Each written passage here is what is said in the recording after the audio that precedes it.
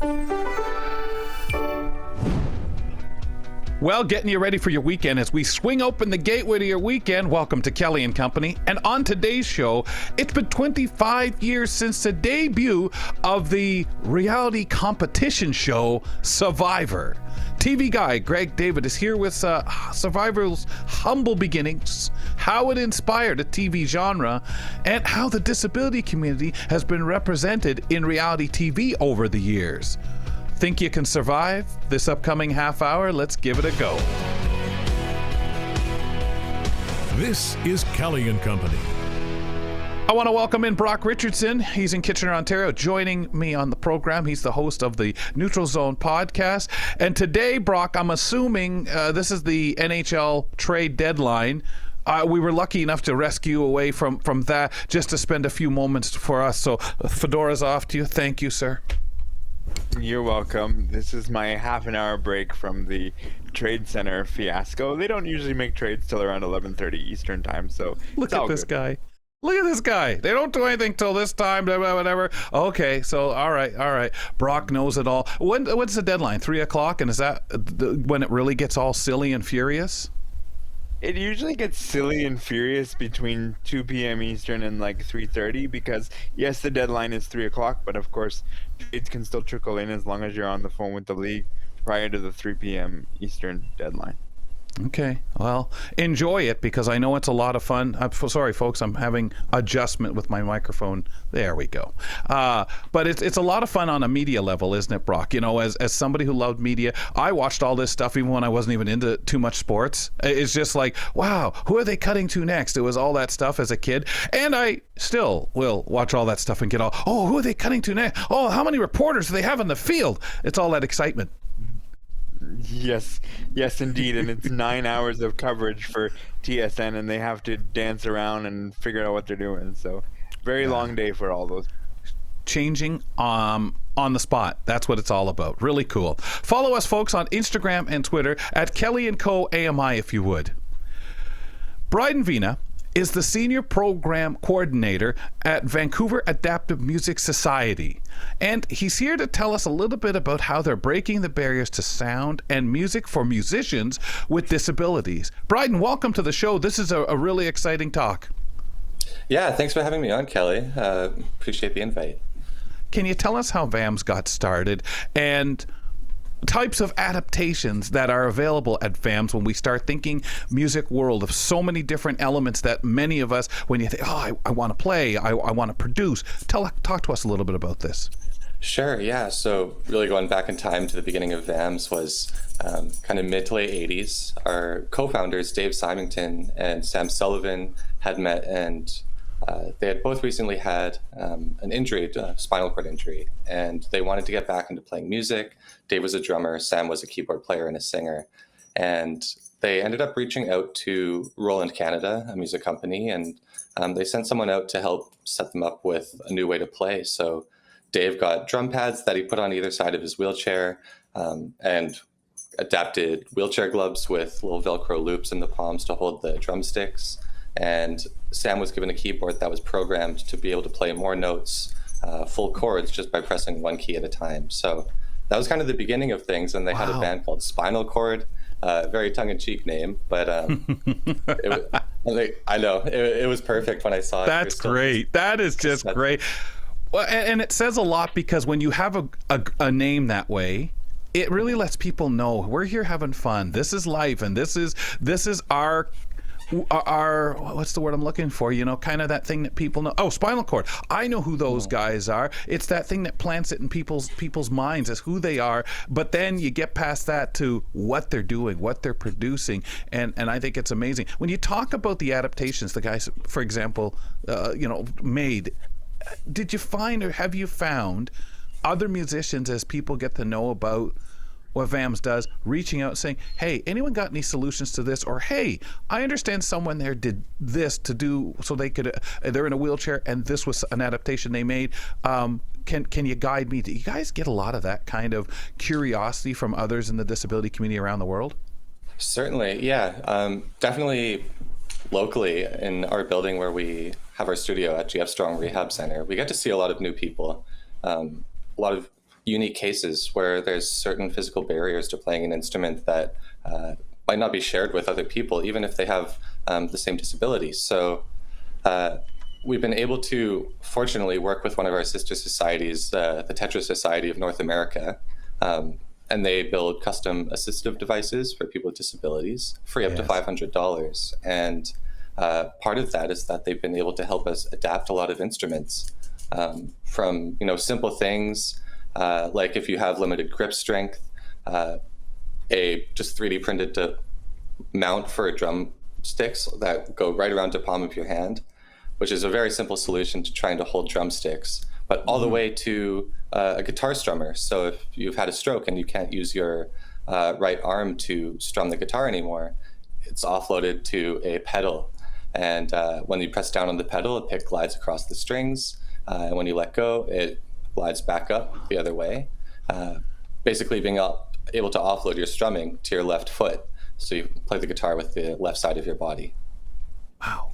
It really shows that music is universal for everybody. Like when you think about all those adaptations that exist, it makes you realize music's available for everybody. Totally. And I mean, something that I always kind of think about is if you close your eyes and you listen to the music, does it really matter how it's being played? If it's being played in a non-traditional way, if you can't tell just from a recording or just from listening, it doesn't matter how it is played. So I think everyone should kind of feel that empowerment to just try and play an instrument, even if it's not going to be the way that you see your idols play on stage and your favorite bands. You can still do the same thing, just a different way.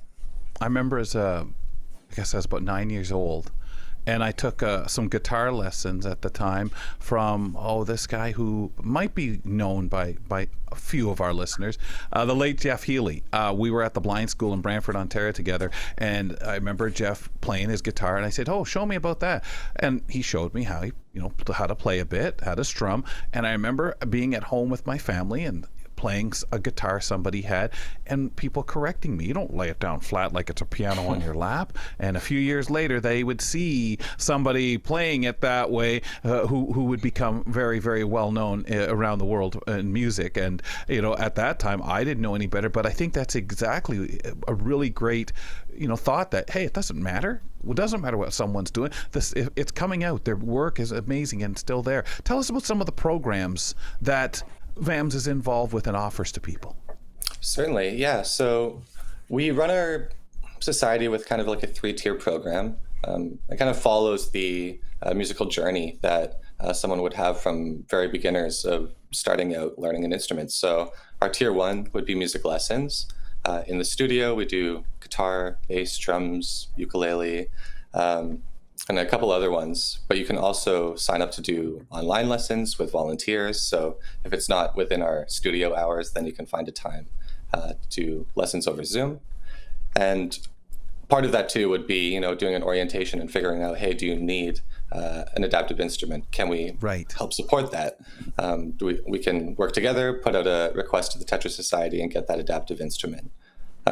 Another part of it too is, we kind of recognize that a lot of people in our community are on a fixed income, and instruments are expensive. Guitars are sometimes thousands of dollars. And if you want to learn this instrument, then that might be another barrier. So we at VAMS have tons of instruments. We get donations from around the city from very generous people. And because of our catalog and of instruments, we're able to actually loan out these guitars and pianos to our clients free of charge, as long as they're participating in the program. So once they learn some music, then it's time to record and start writing some music and get albums and singles made. So myself, I'm a certified audio engineer. I've been doing music production for quite a while, and at the studio we have professional setup to do full studio recordings. So we can have artists come in to either record their songs that they already have written, or they can come in and write with us. Very collaborative kind of community effort to do that kind of tier 2 side of programs. And I kind of see myself as a bit of the conduit in the studio. If there's any barrier that you face when it comes to recording and writing music, then I kind of hope to fill that for you and but still give you the agency to, be the producer, be the musician, be whoever you want to be in the studio, and I'll be there to support. And then that natural last step would be tier 3, the live performance. So now you've learned, you've recorded and written, and now it's time to go perform. So VAMS vets different venues around the city for their accessibility for both, of course, the performer and the attendees and audience members.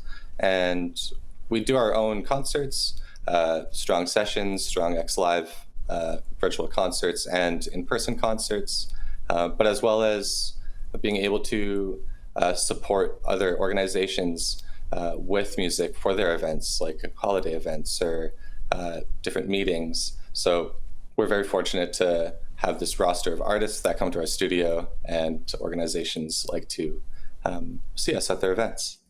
Okay.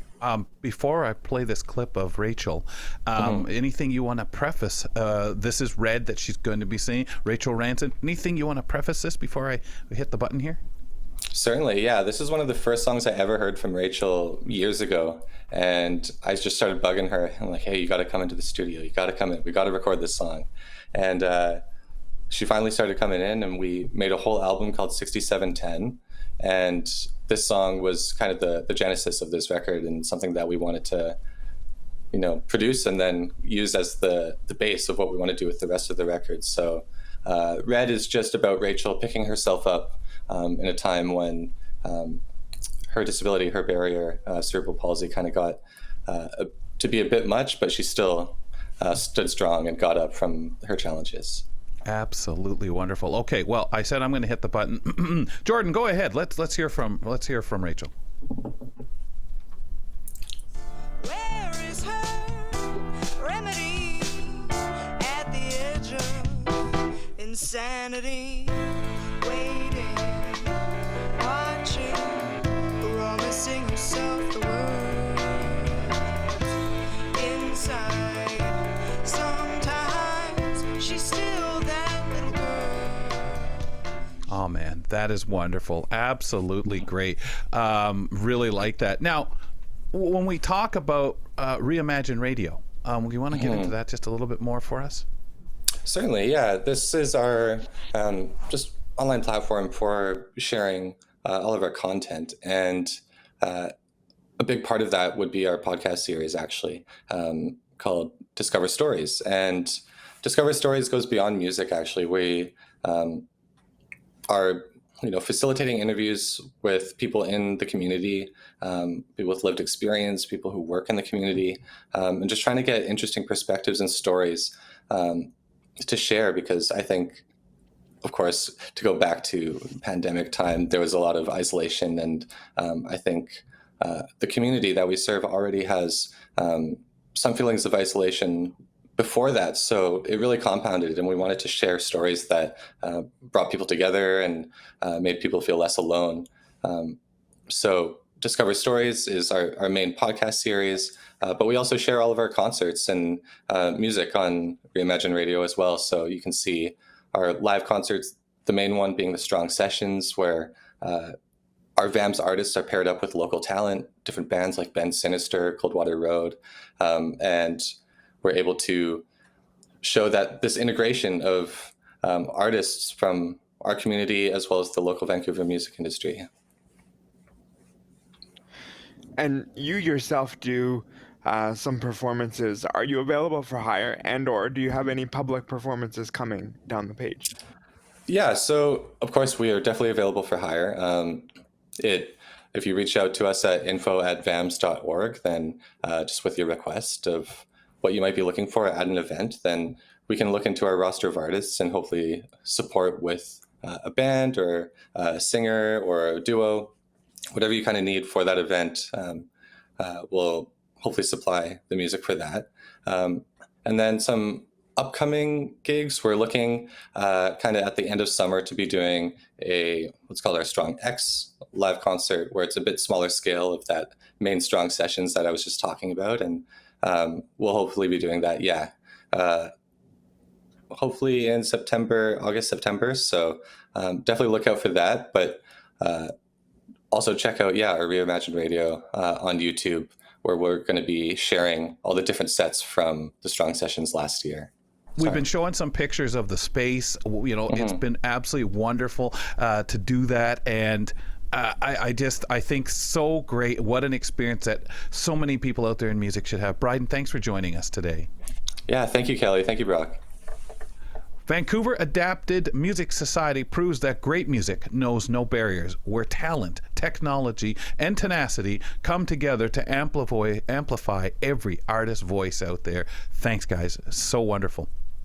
I'd also like to welcome Mr. Greg David in to join us. He's going to pick up the ball in a few moments, and we're going to have an interesting Survivor talk. But before that, Greg, the other day we had Dan Shulman on the program. People can go back a couple of days, March 5th edition of the show. And one of the things Dan and I got speaking about right off the top was his experience at Radio Western in London, Ontario, what it was like to walk into this community radio station and ask, hey, you got anything I can do? I'm a student here. I want to get involved. Yep. And he was within a blink of an eye doing stuff, including something he would later make a lot of money doing and have a wonderful life doing, as it paid his house and everything else as a sports broadcaster, one we know so well from the Blue Jays and from ESPN. But what I was curious, fellas, he made the remark that he didn't know if somebody could just walk into a community radio station today and within so much ease be involved. And of course that led to, do people need to go to a broadcast school to get into commercial broadcasting now? I mean, I had a great talk with Jacob on their show the other day, and one of the things Jacob mentioned is so many people are doing stuff on YouTube. And does that translate? Or do a lot of people just wait till they find a sponsor out there? Greg, kind of curious of your thoughts. Yeah, it's an interesting question. And actually, I just want to throw a little bit of a curveball at you, because during that VAMS chat, which was great, I want to mention that AMI TV did an episode of Our Community all about VAMS. So if you search for VAMS on amiplus.ca, nice. You can actually watch that whole episode on there and to learn even more about VAMS. But yeah, in answer to your question, it's funny because all I've been reading is how colleges and universities have been cutting programs. And I can only imagine that broadcast, whether it's radio, television, print, journalism are being cut across the country. So I don't know whether you can still kind of walk in off the street like Dan did and do that, because honestly, I feel like it was a bit of a simpler time that you could just do that, walk in off the street and get that experience. And also, we talk about this all the time. If you listen to Double Tap, how easy it is to kind of set up your own studio. You can get a microphone, you can get a camera. Heck, we're all working from home right now with cameras and mics, right? And if you've got access to the internet, you can build your own blog, you can set up a free social media account and just kind of start, quote unquote, broadcasting on your own. So I feel like it's a little bit of a lost art. Yeah, and it's really interesting when you think about the costs that these broadcast entities have at these schools. I know how expensive the studio space, everything we did at Fanshawe was. The equipment was better than the radio stations in town. Brock. Yeah, it's just easier now and more accessible, available to you to pick up a mic and just kind of turn it on and play around with podcasts and things like that. And that's really how it was born. I mean, I went to a broadcast school, and I'm grateful for that. And I think that's going to become a lost thing, because you learn things there that you'd never be able to learn in any other capacity. You bet. Yeah, Brock's so totally true. right. Yeah. And I do think that's the thing. There's so many people and we had people who would luck into the industry because they were doing something. I mean, I know people from the community theater scene that suddenly were, picked up by a friend who knew a friend who said, my buddy's funny, and there he is or she is co-hosting on a morning show in a town doing broadcasting. Email us, ladies and gentlemen, kellyco@ami.ca, and call us at 1-866-509-4545. Way back in the summer of 2000, a little show called Survivor debuted on CBS. It quickly became a water cooler show, because after all, this was before the internet.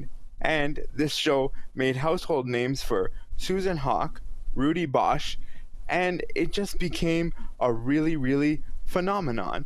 And now it's 25 years later in its 48th season. And today we're going to talk to Greg about this. Greg, I want to start here by going back to the early beginnings of Survivor and talking about what times were like back then versus now.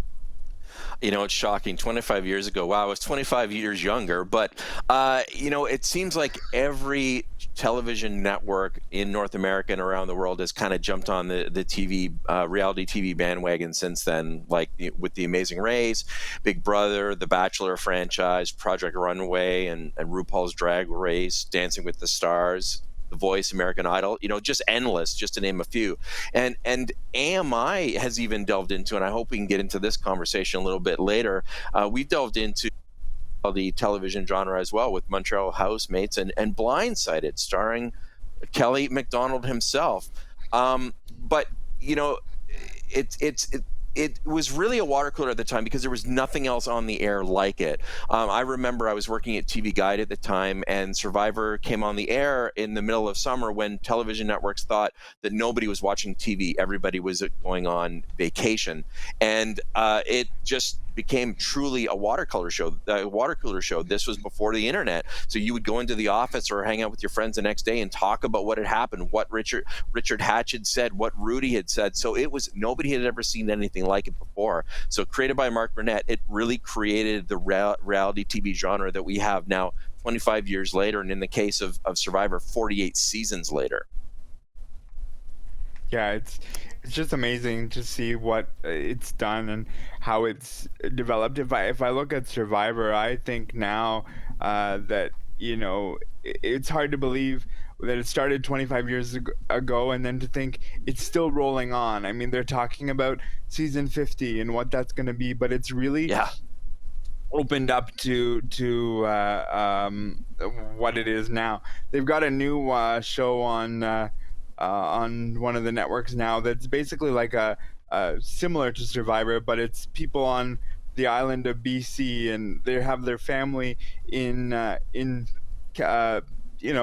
captive basically, but their family's on the island, and it's a spin-off of Survivor. It's a little bit more deep, where they're like literally in the wilderness. The name of it has escaped me at the moment, but it's amazing how one show can spin off into so many other things from that 25 years later. Yeah, it's pretty incredible. And Kelly, what was your experience like with Blindsided? Because that fits into the reality genre, right? Yeah, it was the way we were doing a lot of stuff then, because of course a lot will say it's a cheaper form of TV, but we got to do different things. Some parts of it seem more reality TV because I got to try things and succeed or fail, and that was a good part of the show. Challenges, or sometimes sitting down interviewing people we did in the first season. The 3 seasons in total very much changed, and I really thought it was fun. Is it a show? Because I watched reality TV. I think I watched the first one was Big Brother interests me just because, they're doing this house thing and all that. I didn't last. It kind of was a bit more, okay. Blindsided, I think for me, if I were a viewer, it was the variety of things that we had on the show. I'm not sure I would be the person to hold on to, okay, what's the drama? If I want to watch that drama, I'll go watch Days of Our Lives and at the time Guiding Light and all that stuff. Right. And they're very good now, Greg, at exactly what Kelly was just talking about. They're very good now at selling you on what's going to happen the next week and making you think and talk about, I wonder what's going to happen with a situation. And then it ends up being, a lot of the time, it turns out to be, it was made out to be more than it isn't. But the point is, you want to get people watching the show, and I think they succeed at that very well. Yeah, reality TV is all about making those stories in the editing suite, right? Creating that drama, because unlike a scripted show, they're just rolling the cameras all the time to capture anything, right? And then they head into the editing suite and splice all those things together. So yeah, Brock, you bring up a really good point. That's something that is a little bit of a knock for reality TV as well, is that you tune in and they make it sound like it's going to be a lot more dramatic than it is, and also heading into the commercial breaks, right? Like they really play up that drama. And easier to do that now since we're in the digital form. What about disability, Greg? What else has been out there? Yeah, it's interesting. I looked into this a little bit, and has there been much disability representation? Well, there has, but obviously there's room for improvement. Eddie McGee, who lost his left leg to cancer when he was young, he was the winner of season 1 of Big Brother down in the U.S., and he's gone on to become an actor and a producer. I think probably the most notable recently is the blind comedian Chris McCausland, who just won Strictly Come Dancing in the UK, and a lot of people were saying, kind of blind person dance, and he won the competition. So I think that's really kind of opened the doors. As he's even said, people are shocked when they see that he can walk down a flight of stairs on his own. Well, this guy was out dancing and won the glitter ball trophy. So there's definitely room for improvement. But Florida State University said that there have been reality shows that have featured members of the disability community, and we've even had, Kelly, you mentioned Blindsided and being on that show. So there is a representation out there, but there's definitely lots and lots of opportunities for members of the disability community to be represented in this genre for sure. Wow, fantastic. I noticed you had Christine Ha on your list too, who worked with Carl on our show on AMI TV. I had them also over on Blindsided, and she was with our Four Senses show as a co-host. There's a few of them out there that have had that opportunity. So wonderful, Greg. Yeah, it really is, and I look forward to more. Greg, thank you so much. Greg was giving us a snapshot on 25 years of Survivor and reality TV. Folks, remember to check out our podcast from your podcast platform of choice. While you're in there, give us a rating and review. I thank Brock Richardson for sitting in with me today on the program, our producers, Matt Agnew, Ramya Amuthan, Nazreen Abdul-Majid, and of course, Jordan doing our tech today on the show as well. Jordan Steeves back there. Folks, on the next program, is artificial intelligence being used safely in medicine? Dr. Danielle Johnkind will be looking at vet medicine in this concept and why we should care about it. I'm waving at you, ladies and gentlemen. Now get out of here, will you? Thanks for tuning in to Kelly and Company. Follow us on all social media, and don't forget to like and subscribe to the channel for more.